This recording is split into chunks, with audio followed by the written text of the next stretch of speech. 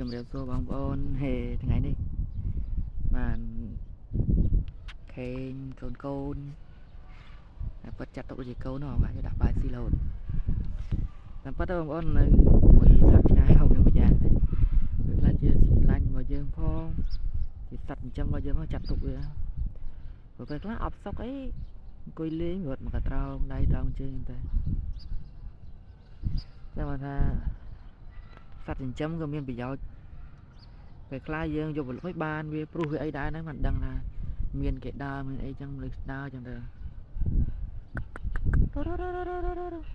នេះមួយនេះនៅមួយខ្ញុំអត់នៅយូរតាមទូទៅហ្នឹងណា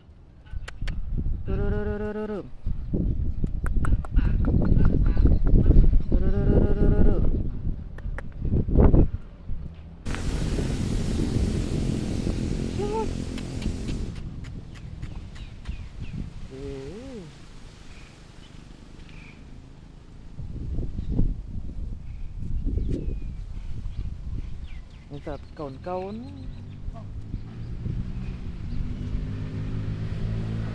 ใบเนี่ยบองโอนนะเหมือนบองโอนนี่